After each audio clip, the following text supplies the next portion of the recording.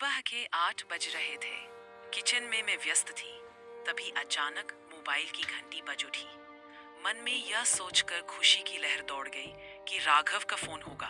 फिर अचानक मन ने प्रतिवाद किया, वो अभी फोन क्यों करेगा? वो तो प्रतिदिन रात के 8 बजे के बाद फोन करता है। राघव मेरा पति था, दुबई में नौकरी करता था। मोबाइल पर नंबर देखा तो झट से उठा लिया। मेरी प्रिय सखी अनु ने फोन किया था। बात करने पर पता चला कि कल उसकी शादी होने वाली है। शादी में उसने हर हाल में आने के लिए कहा। शादी अचानक क्यों हो रही है, यह बात उसने नहीं बताई। दरअसल उसकी शादी 2 महीने बाद होने वाली थी। जिस लड़के से शादी होने वाली थी, उसकी दादी की तबीयत अचानक बहुत खराब हो गई थी। डॉक्टर ने उसे 2-3 दिनों का मेहमान बताया था। इसीलिए घर वाले दादी की मौजूदगी में ही उसकी शादी कर देना चाहते थे। अनु मेरी बचपन की सहेली थी। ग्रेजुएशन तक हम दोनों ने एक साथ पढ़ाई की थी। उसके बाद मुंबई में उसे जॉब मिल गई। वो माता पिता के साथ वहीं बस गई। अब वहीं के लड़के से शादी कर रही थी। राघव को बताना जरूरी था कि मैं मुंबई जा रही हूँ। उसे फोन किया, नंबर नहीं लगा, रॉन्ग नंबर बताया था। वह आश्चर्यचकित थी। रॉन्ग नंबर क्यों? राघव ने दुबई का जो नंबर दिया था उस पर कभी फोन नहीं किया था। फोन करती भी तो कैसे? उसमें फोन करने से मना जो कर रखा था। उसने कहा था, ऑफिस के काम से हर समय व्यस्त रहता हूँ, सो फोन मत करना। मैं खुद तुम्हें रोज फोन करूंगा। वो रोज फोन करता भी था। फोन ट्राई करते करते अचानक मोबाइल हाथ से छूट गया और फर्श पर गिरकर बंद हो गया। उसने बहुत कोशिश की ठीक करने की, मगर ठीक नहीं हुआ। हर हाल में मुंबई आज जाना ही था। शो एजेंट से टिकट की व्यवस्था कर प्लेन से बेटे अंश के साथ चली गई। मुंबई एयरपोर्ट से बाहर आई तो शाम के 6 बज गए थे। टैक्सी से सहेली के घर जा रही थी कि एक मोड़ पर लाल बत्ती देखकर ड्राइवर ने टैक्सी रोक दी। ठीक उसी समय एक गाड़ी बगल में आकर खड़ी हो गई। अचानक गाड़ी के अंदर नजर पड़ी तो चौंक गई। बगल वाली गाड़ी की ड्राइविंग सीट पर राघव था। उसकी बगल में एक युवती बैठी थी। राघव को आवाज देने ना देने की उधेड़ बुन में थी कि तभी हरी बत्ती हो गई और वाहन गंतव्य की ओर दौड़ने लगी। टैक्सी वाले को उक्त गाड़ी का पीछा करने के लिए कहा तो वह तैयार हो गया। 22 मिनट बाद सफेद गाड़ी एक शानदार बिल्डिंग के अहाते में दाखिल हो गई। बिल्डिंग किसकी थी, राघव का युवती से कैसा नाता था, मुझे दुबई बताकर वह मुंबई में क्या कर रहा था, यह सब जानना जरूरी था। गेट पर गार्ड था। ड्राइवर को समझा बुझाकर गार्ड से पूछताछ करने के लिए भेज दिया। गार्ड से बात करके 10 मिनट बाद ड्राइवर आया तो बताया कि बिल्डिंग यहाँ के मशहूर बिल्डर महेश्वर चौधरी की है।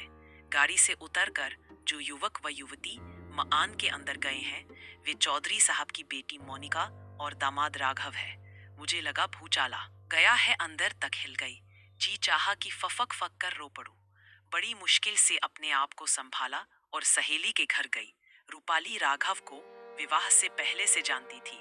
जिस कॉलेज में पढ़ती थी वह भी उसी में पढ़ता था। बहुत स्मार्ट और हैंडसम था वो।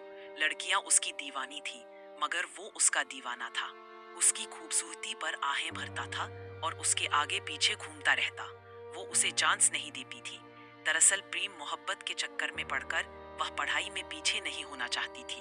उसका इरादा ग्रेजुएशन के बाद पहले अपने पैरों पर खड़ा होना था, फिर विवाह करना था। उसके माता पिता भी यही चाहते थे। इस तरह 2 वर्ष बीत गए। उसके बाद वो महसूस करने लगी कि वह भी राघव के इश्क में गिरफ्त हो चुकी है, क्योंकि सोते जागते वही नजर आने लगा था।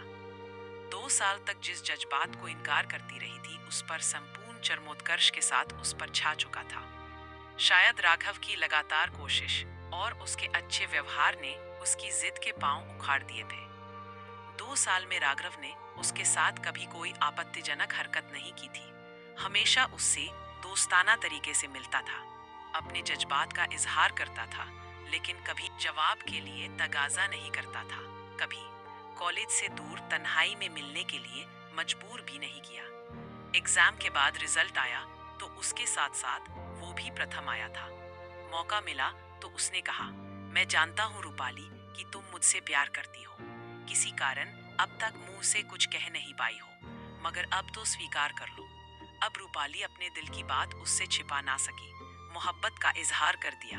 साथ में यह भी कह दिया, जब तुम्हें नौकरी मिल जाए तो शादी का रिश्ता लेकर मेरे घर आ जाना। तब तक मैं भी कोई ना कोई जॉब ढूंढ लूंगी। राघव उसकी बात से सहमत हो गया। 1 वर्ष तक उनकी मुलाकात ना हो सकी। कई बार फोन पर बात हुई। हर बार उसने यही कहा, रूपाली, अभी नौकरी नहीं मिली है, जल्दी ही मिल जाएगी, तब तक तुम्हें मेरा इंतजार करना ही होगा। एक दिन अचानक फोन पर उसने बताया कि उसे कोलकाता में बहुत बड़ी कंपनी में जॉब मिल गई है। उसे जॉब मिल गई थी, परंतु रूपाली को नहीं मिली थी। उसने कहा, जब तक मुझे जॉब नहीं मिलेगी, शादी नहीं करूंगी। राघव ने उसकी एक नहीं सुनी और कहा, तुम्हें नौकरी की क्या जरूरत है? मुझ पर भरोसा रखो, तुम मेरे घर और दिल में रानी की तरह राज करोगी। वो राघव को अथाह प्यार करती थी। उस पर भरोसा करना ही पड़ा। जॉब करने का इरादा छोड़कर उससे शादी कर ली। राघव के परिवार में माता पिता के अलावा एक बहन और 2 भाई थे। विवाह के बाद राघव उसे कोलकाता ले आया। पार्क स्ट्रीट में उसने किराए पर छोटा सा फ्लैट ले रखा था। राघव उसे बहुत प्यार करता था। उसकी छोटी छोटी जरूरत पर भी ध्यान देता था। छुट्टियों में किचन में उसका सहयोग भी करता था। प्यार करने वाला पति पाकर रूपाली जिंदगी से नाच कर बैठी थी। 3 वर्ष कैसे बीत गए पता भी नहीं चला। इसी बीच वह एक बेटे की माँ भी बन गई। दोनों ने उसका नाम अंश रखा था। रूपाली एक बच्चे की माँ थी। बावजूद इसके उसका प्यार पहले जैसा अटल और गहरा था। राघव उसे टूट कर चाहता था, ठीक उसी तरह जिस तरह वो उसे बेहिसाब प्यार करती थी। सपने में भी उससे अलग होने की कल्पना नहीं करती थी। वह सोया हो या जाग रहा हो, हमेशा उसके चेहरे को देखा करती थी। मोहब्बत से भरपूर एक सुंदर चेहरा। उसी चेहरे में उसे अपना भविष्य नजर आता था। यह दुनिया नजर आती थी, बच्चे नजर आते थे, हर तरफ खुशी नजर आती थी। 3 वर्षों बाद राघव से कुछ दिनों के लिए अलग होने की बात हुई तो उसका दिल बैठ सा गया। यह सोचकर वो चिंता में पड़ गई कि उसके बिना कैसे रहेगी। हुआ यूं कि एक दिन राघव ने ऑफिस से आते ही कहा, आज मेरा सपना पूरा हो गया। कौन सा सपना? दुबई जाकर ढेर सारा रुपया कमाना चाहता था। इसके लिए 2 साल से प्रयास कर रहा था। आज सफल हो गया। वहां एक बहुत बड़ी कंपनी में जॉब मिल गई है। 10 दिनों बाद चला जाऊंगा। कुछ महीने के बाद तुम्हें तथा अंश को भी वहां बुला लूंगा। जहां इस बात की खुशी हुई कि राघव का सपना पूरा होने जा रहा था, वहीं उससे अलग रहने की कल्पना से दुखी हो गई थी रूपाली। शादी के बाद कभी भी वो उससे अलग नहीं हुई थी। दुबई जाने से रोक नहीं सकती थी, क्योंकि वहां जाकर ढेर सारा रुपया कमाना उसका सपना था। सो उसने अपने दिल को समझा लिया। दुबई से राघव रोज फोन करता था। कहता था कि उसके और अंश के बिना उसका मन नहीं लग रहा है। जल्दी ही उन दोनों को बुला लेगा। कोलकाता में उसे 20,000 मिलते थे। दुबई से वहां 50,000 भेजने लगा। अपने समय पर रूपाली पहले से अधिक इतराने लगी थी। उसे राघव के हाथों में अपना और अंश का भविष्य सुरक्षित नजर आ रहा था। 1 वर्ष बीत गया। इस बीच राघव ने उन्हें दुबई नहीं बुलाया। बराबर कोई ना कोई बहाना बनाकर टाल दिया करता था। एक दिन अचानक कोलकाता आकर सरप्राइज दिया। बताया कि 15 दिन की छुट्टी पर वो इंडिया आया है। उसने कहा, अब तक दुबई इसलिए नहीं बुलाया कि वहां अकेले रहना पड़ता। बात यह है कि कंपनी के काम से मुझे बराबर एक शहर से दूसरे शहर जाना पड़ता है। कभी कभी तो घर पर 2 महीने बाद लौटता हूँ। ऐसे में अकेली औरत देखकर मन चले तुम्हारे साथ कुछ भी कर सकते थे। मैं चाहता हूँ कि अंश के साथ तुम कोलकाता में ही रहो और अच्छी तरह उसकी परवरिश करो। वह चुप रही, कुछ भी कहते नहीं बना। 15 दिनों बाद राघव दुबई लौट गया। इतने दिनों में ही उसने पूरे साल भर का प्यार दे दिया था। रूपाली उसका अथाह प्यार पाकर गदगद हो गई थी। पार्क स्ट्रीट में ही राघव ने उसके नाम फ्लैट खरीद दिया था। अगले 3 वर्षों तक सब कुछ आराम से चला। राघव वर्ष में एक बार 10 या 15 दिनों के लिए आता था। उसे अपने प्यार से नहलाकर दुबई लौट जाता था। कालांतर में रूपाली यह चाहने लगी थी कि दुबई की नौकरी छोड़कर राघव कोलकाता में उनके साथ रहे और बिजनेस करे। तीसरे वर्ष राघव दुबई से आया तो रूपाली ने उससे अपने दिल की बात कह दी। वो नहीं माना। वो कम से कम 10-15 वर्षों तक वही रहना चाहता था। फिर तो चाहकर भी वह राघव को कुछ समझा बुझा नहीं सकी। फायदा कुछ होने वाला नहीं था। उस पर दुबई में अकेले ही रहने का जुनून सवार था। उसके दुबई लौट जाने के 2 महीने बाद ही अनु का फोन आया था और अब वो मुंबई में थी। अनु की शादी के बाद मोबाइल ठीक करा लिया। राघव का फोन आ गया। 2 दिनों से परेशान हूँ, तुम्हारा मोबाइल स्विच ऑफ क्यों बता रहा था? बात क्या है? उसने मुंबई आने की बात राघव से छिपा ली। उससे कहा कि एक सहेली की शादी में दिल्ली आई हूँ, 2 दिनों बाद लौट जाऊंगी। राघव से हमेशा जिस तरह बात करती थी उसी तरह से बात की। उसे यह संदेह नहीं होने दिया कि उसे उसकी बेवफाई का पता चल गया है। राघव ने उसके साथ बेवफाई क्यों की? दुबई में नौकरी करने को बताकर दूसरी शादी कर मुंबई में क्यों रह रहा था? आखिर उसकी क्या गलती थी? यह सारी बात जानने के लिए उसे मोनिका से मिलना जरूरी था। अनु ससुराल चली गई थी। उसकी माँ से बहाना बनाकर और अंश को उनके हवाले कर चौधरी साहब की बिल्डिंग पर दोपहर में गई। उसे अंदाज था कि उस समय राघव घर पर नहीं रहता होगा। गार्ड से बात करने पर इस बात की पुष्टि भी हो गई। राघव उस समय ऑफिस में रहता था। गार्ड को उसने अपना परिचय जर्नलिस्ट के रूप में दिया और कहा, राघव सर ने मोनिका मैडम का इंटरव्यू लेने के लिए बुलाया था। गार्ड ने इंटरकॉम द्वारा मोनिका से बात की, उसकी भी बात करवाई। उसके बाद उसे अंदर जाने की इजाजत मिल गई। अंदर गई तो मोनिका ने उसका स्वागत किया। अपना परिचय देते हुए उसे सोफे पर बिठाया। बगैर समय गवाए रूपाली ने कहा, राघव सर का कहना है कि उनकी जिंदगी में यदि आप नहीं आती तो वे ऊंचाई के मुकाम पर नहीं पहुंच पाते। बताइए कि राघव सर से आपकी शादी कब और कैसे हुई? नौकर कोल्ड ड्रिंक ले आया। कोल्ड ड्रिंक पीते हुए जैसे जैसे बातों का सिलसिला आगे बढ़ता गया, वैसे वैसे राघव से शादी करने की जानकारी मोनिका देती गई। मोनिका अपने माता पिता की इकलौती संतान थी। मुंबई में ही उसने ग्रेजुएशन की थी। पिता उसकी शादी ऐसे लड़के से करना चाहते थे जो अमीर खानदान से हो और घर जमाई बनकर उनका बिजनेस संभाल सके। मोनिका सांवली थी, नैन नक्श भी अच्छे नहीं थे, कद भी छोटा था। शायद इसीलिए अमीर खानदान का कोई युवक चौधरी साहब का घर जमाई बनने के लिए तैयार नहीं था। गरीब युवकों में से कई मोनिका से शादी करना चाहते थे, मगर चौधरी साहब को गरीब लोग पसंद नहीं थे। मोनिका के ग्रेजुएशन करने के बाद चौधरी साहब ने उसकी पढ़ाई छुड़वा दी थी और उसके लिए वर की तलाश शुरू कर दी थी। 3 साल बीत जाने के बाद भी मनपसंद वर नहीं मिला। उसके बाद मोनिका की जिंदगी में अचानक राघव आ गया। हुआ यूं कि मोनिका माता पिता के साथ एक रिश्तेदार की शादी में 3 साल पहले कोलकाता गई थी। समारोह में राघव से उसकी मुलाकात हुई थी। राघव जिस कंपनी में काम करता था उसके मैनेजिंग डायरेक्टर की बेटी की शादी थी। सारे स्टाफ को बुलाया गया था। पार्टी में राघव मोनिका के आगे पीछे घूमने लगा तो मौका देखकर मोनिका ने उससे पूछा, आप मेरे आगे पीछे क्यों घूम रहे हैं? मुझसे चाहते क्या है? राघव ने बगैर किसी संकोच के कह दिया, पहली नजर में ही मुझे आपसे प्यार हो गया है, आपसे शादी करना चाहता हूँ। मोनिका को राघव बड़ा दिलचस्प लगा। उसका व्यक्तित्व उसके दिल को छू गया। मुस्कुराकर बोली, आपने मुझ में ऐसा क्या देखा कि मेरे दीवाने हो गए? आप बहुत सुंदर हैं। आपकी सुंदरता मेरे दिल में उतर गई है। मैं गोरी नहीं, सांवली हूँ। फिर सुंदर कैसे हो सकती हूँ? आप झूठ बोल रहे हैं। मैं सच कह रहा हूँ। सांवली होते हुए भी आप इतनी सुंदर हैं कि गोरी से गोरी लड़की भी सुंदरता में आपके सामने घुटने टेक देगी। राघव से मोनिका प्रभावित हो गई। उससे उसकी सारी जानकारी लेने के बाद उसे अपना परिचय दिया। फिर कहा, घर जाकर मम्मी पापा से बात करूंगी। पापा तो नहीं चाहेंगे कि किसी गरीब लड़के से मेरी शादी हो। मैं आपसे शादी करने की पूरी कोशिश करूंगी। दरअसल मुझे भी आपसे पहली नजर में ही प्यार हो गया है। राघव ने मोनिका को बताया था कि वह कुंवारा है, दुनिया में उसका कोई नहीं है। वह छोटा था तभी उसके माता पिता का देहांत हो गया था। घर जाकर मोनिका ने मम्मी पापा को राघव के बारे में बताया तो दोनों ने शादी से साफ मना कर दिया। मोनिका राघव से हर हाल में विवाह करना चाहती थी, इसलिए उसने घर में बवाल कर दिया।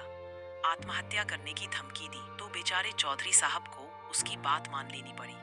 कोलकाता जाकर राघव से मिलने के 10 दिनों बाद चौधरी साहब ने मोनिका की शादी राघव से कर दी। राघव अच्छा पति साबित हुआ। मोनिका को कभी किसी तरह का कष्ट नहीं दिया। चौधरी साहब का बिजनेस भी संभाल लिया। वर्तमान में मोनिका 4 महीने से प्रेग्नेंट भी है। राघव की सच्चाई जानकर रूपाली के दिमाग में जैसे हथौड़े चलने लगे थे। मन में आया कि इसी पल सब कुछ मोनिका को बता दे, धोखेबाज पति की कलई खोल कर रख दे, पर ऐसा न कर सकी। जबान तालू से चिपक गई थी। लगा जैसे ही मोनिका को राघव की सच्चाई बताऊंगी, उसकी जिंदगी में बहार के बाद पतझड़ वाली स्थिति आ जाएगी। ना जाने क्यों वो उसे दुख नहीं देना चाहती थी। वहां रुकना उसके लिए ठीक नहीं था। जल्दी ही इंटरव्यू प्रकाशित होगा कहकर चली आई। तत्काल कोई फैसला लेना आसान नहीं था। अपने साथ साथ बेटे की भी जिंदगी का सवाल था, इसलिए चुपचाप कोलकाता लौट आई।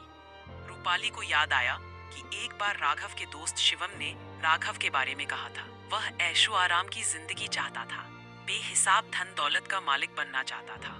इसके लिए वह कुछ भी कर गुजरने के लिए तैयार था, लेकिन मौका नहीं मिला तो 20,000 रुपए महीने की नौकरी कर आपसे शादी कर ली। आपसे शादी करने के बाद भी उसने हिम्मत नहीं हारी है।